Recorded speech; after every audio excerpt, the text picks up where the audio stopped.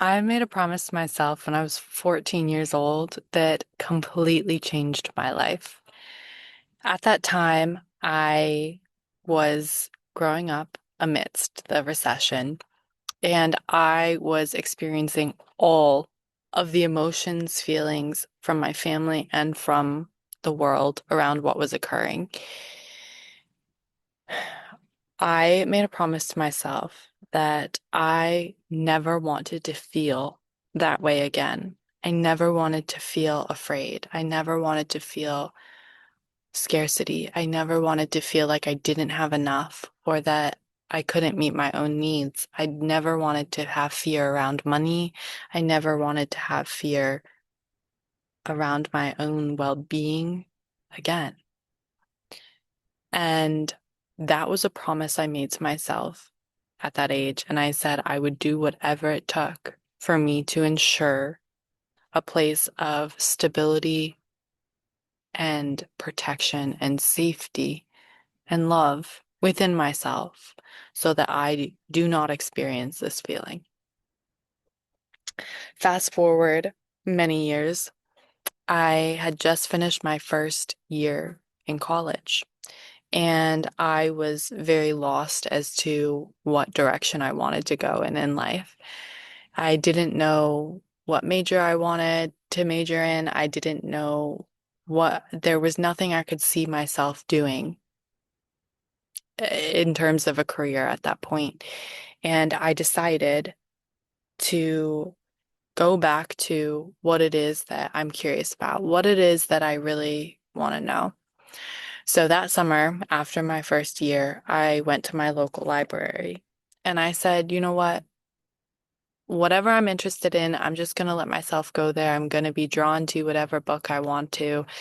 And I found myself in the finance section, in the investment section.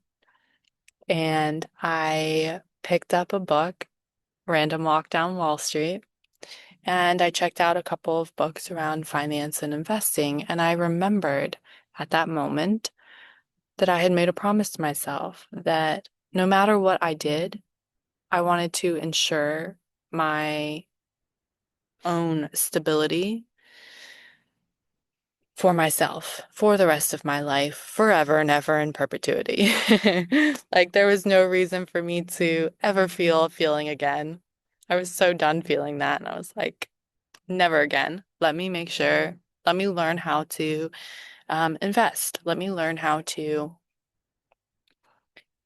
figure out a way to earn money and be stable in my life.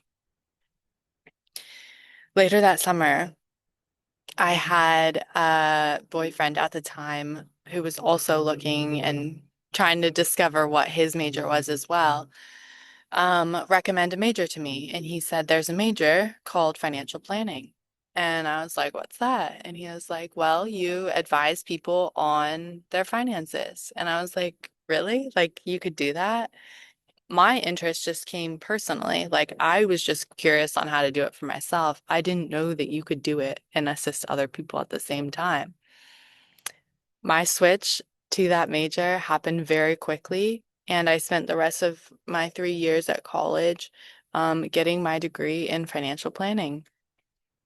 The idea that I could learn something that would benefit me and also be of value to other people at the same time was like the win-win for me. I was so, so happy. And I just I felt like I had truly found what I wanted to do. I graduated, I got my degree, and then I studied for my certification, and I got my certification, Certified Financial Planner. And all up until that point, I had been go, go, go, like constantly moving through the motions to make it to the point that I wanted to be at, which was to be a financial planner and to assist others in their relationship with money. If I wanted to learn how to ensure a future for myself, uh, then why couldn't I help others do the same? And so I did it and I passed my certification and I got my designation and I started practicing in the profession. And really early on, I had a really key defining moment. It actually happened not long after I passed my exam. I had this moment where I recognized, all right, I just made it to this pinnacle. I'm 23 years old. I just made it to every dream that I've ever set out for myself, and I'm 23. Like, okay, what do I do with the rest of my life? And it was this like really euphoric moment when I passed my exam. And then it just like came crashing down. It was like the biggest uphill and the biggest downhill within a 24-hour period. And I realized like I'm supposed to do this now for 30 years of my life. I'm supposed to live this way. Like there has to be more than this. Like I could not muster any sense of goals or any sense of accomplishment or achievement that I wanted beyond this. This had been like my one focus for my entire life. Even if I wasn't aware of it until, my college years, everything in my life was leading up to me figuring this out and discovering this and then becoming this. And this whole process of this 24-hour period where it was the high highs and then the low lows made me recognize and ask one question that started me in a completely different direction. And this one question was, who am I? That question, and then the question that followed, what am I here to do? Who am I? Why am I here? What am I here to do? I could not see myself getting comfortable in a 30 to 40 year career doing financial planning for the rest of my life. This was not something that I could see myself doing. I had, up until that point, had pushed myself and grown and evolved. And the idea of getting to a place and plateauing, getting to a place and being comfortable, within 24 hours, I was like, what's next? What's the next goal? What am I working towards? How can I grow? And asking that question, who am I, led to a chain of questions that followed. Why am I here? What's my purpose? What am I here to do? That started me on a journey to uncovering the very thing that I had made a promise to myself at age 14, which was, I never want to feel this feeling again. How can I ensure that I never feel this way again? I didn't know at the time that when I started asking those big questions, that that's what that would lead me to. But what I did experience throughout my career and up until this day, working with individuals doing financial planning, was that there is a huge gap in what is being missed when it comes to financial advising. And I found that financial planning looks solely at the money. Even comprehensive wealth management looks at the money. And I'm telling you right now that what I needed when I made that promise to myself when I was 14 years old was not money. I didn't need more money. I thought that I needed money. I thought that if I could just earn a lot of money, ensure a stable future for myself, then I would be okay. I wouldn't have to experience instability, complete unsafety, complete dysregulation within my body, complete unlove, complete, self-hatred for myself. Like all of these feelings that were tied into this experience in that time period of my life, I did not want to experience that again. And I thought money was the answer.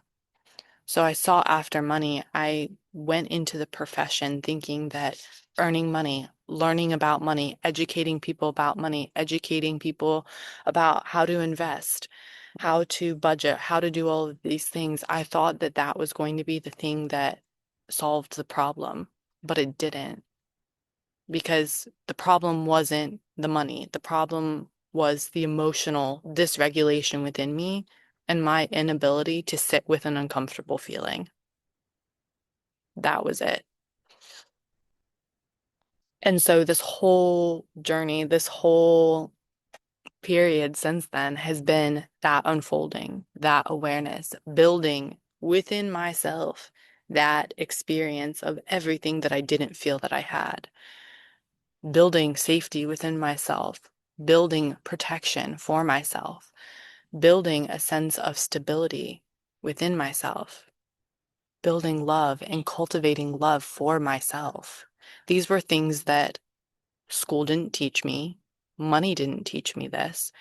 These were the things that were left unanswered by money because I had a job, I had my certification, I was in a good place, I was able to meet my needs, but I did not feel safe, provided for, protected, loved, secure. I did not feel any of those things, even though on paper or externally I had it. I did not feel that way. And thank goodness I recognized this at that young age so that I didn't spend the next 30 years trying to chase more and more money, hoping that I would get to that feeling of, oh yeah, I've got it now. Yeah, I've got it. Like if I had spent the whole rest of my life chasing more money just so I could fill that void within myself of everything that I wanted truly that I was not experiencing, I would have spent the next 30 years seeking, unhappy, unable to really address the things that were occurring within me. And so asking that question, who am I?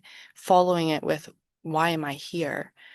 This led me to the experience of truly being able to walk down a path that led me to face what it is that I had been not allowing myself to face and what I had resisted since the age of 14. Having that promise, made that promise to myself, it led me down a path to be able to recognize that the thing that I feared the most was the thing that I needed to face. I needed to face the feelings that I that had caused so much pain and so much suffering. I needed to face those feelings and recognize and come from the place of, it's okay for me to experience this feeling because I know within me I am safe. I know within me I am protected. I know within me I am stable. And I know within me that I am loved. Why? Because I give all of that to myself. I cultivate that for myself. This is the way in which I live my life. And by giving myself that gift, that opportunity, that experience after experience of practicing, of being able to stand in love, of being able to work through fear, of all of this, I have come to a place where I know with certainty that those are the things that now are who I am. So it answered the question that came after all of this that came crumbling down. Who am I? I am those things. I am the fear. I am everything that I feared that I didn't have. I feared I didn't have stability. I feared I didn't have protection. At that time, I was not experiencing stability and protection and love. So what did I do? I sought outside of myself for it for years. And then I finally came home to myself and I recognized that I have it within me. And now I cultivate it and now I be it every single day, every single moment. This is the gift. I didn't need more money. I didn't need more education on money. I didn't need to help millions of people in order to feel whole and worthy and loved within myself. What I needed was to recognize who I am, recognize, remember who I am. Every pain point that you go through, every fear that you're not willing to face, everything on the other side of that door is the recognition that you are and you can be. You can be that place of love for yourself. You can be that place of family for yourself. You can be that sense of home for yourself. Be home within yourself. You can do it. This is what money does not answer. This is what financial planning does not answer, is this journey that people think that money will bring them this. People think that something outside of them will bring them what they want. Nothing can unless you first become it. We live in a reflective universe. We live in a holographic universe. Everything that is being reflected to us and through us is illustrating that which we believe ourselves to be. Once you start working towards the fear, once you start moving into the fear, once you start, like, everything on the other side is the true you, everything, you will recognize that what you are not and what you are very clearly. So yes, I'm very good at financial planning and I support others in finding and building wealth and creating a legacy for themselves and all of this through money.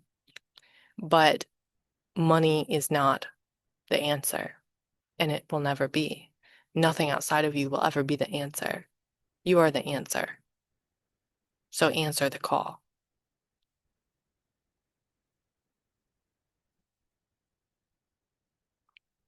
Your soul has been wanting this for so long. Your soul has been wanting you to recognize the truth of who you are. And this is why we're here. For us to recognize that all of the places that us, ourselves, and society has made it normal to outsource our sense of home and safety and love and value and worth, all of the places that it's been outsourced, to withdraw that energy from that which we feel like it's coming from and recognize where it truly is. The things that people think money bring them: freedom, time, love, more time with your family so you can experience more memories and have more, share in more love, happiness, joy, all of the things that people think money bring them. If money is the search, it will always be the search.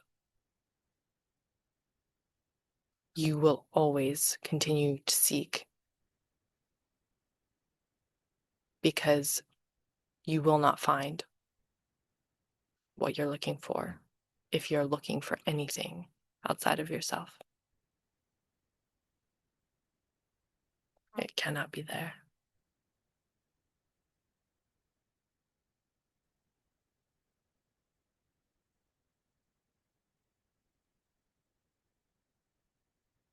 You have everything within you.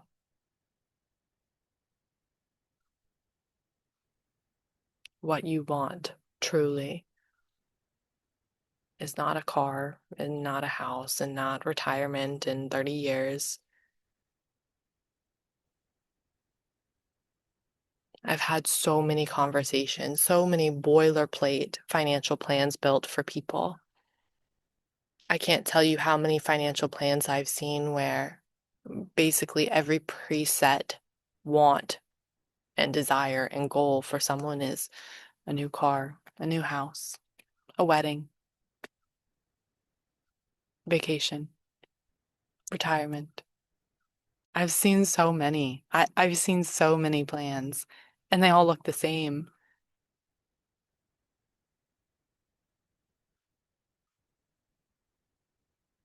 The 2 weeks vacation a year.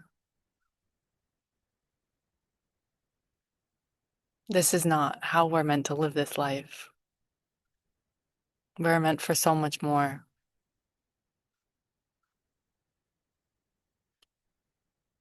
Don't be afraid to walk through the fear. You'll discover so much about yourself, about your passions. There may be things that you didn't even think of that you could create, didn't even know that you could create in a way. Maybe you have a really niche interest in,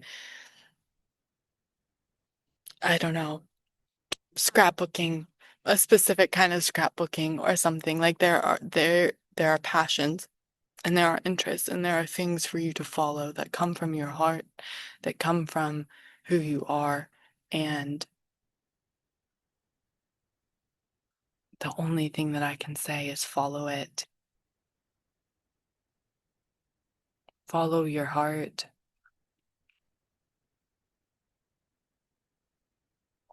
Your life is meant to be so much more than a plan of a house and a car and the things that you can buy. Like, so much more than that. I want people to live lives. I want people to live life fulfilled, life happy, life of legacy, life of purpose, life of intentionality, life of harmony, life of joy. I want this for everyone.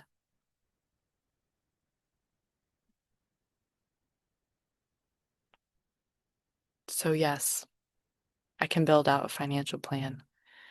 And I can tell you, yeah, you can buy a car in 6 years, maybe, but you know what's more fun is saying, let's just have fun. Let's believe in miracles. Let's work through everything that we need to work through internally so that we can come to the awareness that we can have and be everything that we've ever wanted.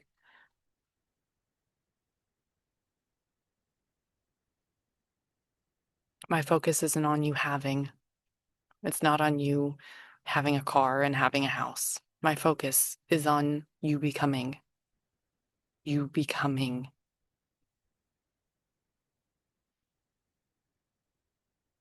This is why I'm here. This is how I serve.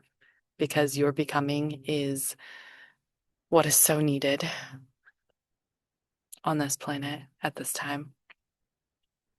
Can you imagine if all 8 or 9 billion people on this planet walked into their awareness and their becoming? Do you know how many incredible things would occur? People would be able to follow their passions. And guess what? Things would get done. Things would get done. People think like, oh, who would want to mow lawns? My sister. Her dream is to literally like mow lawns and do landscaping. Like that's she loves that. She loves that. And people are like, oh, well, who would want to be a plumber? Who would want to do this? People love like there would never be anything that wouldn't get done. Like communities would form, villages would be built, like so many things would occur that would be so fulfilling for the soul, each person living in alignment and harmony with their true self and expressing that and sharing that and creating communities where their gifts are wanted and welcomed and fostered and an integral part of everything.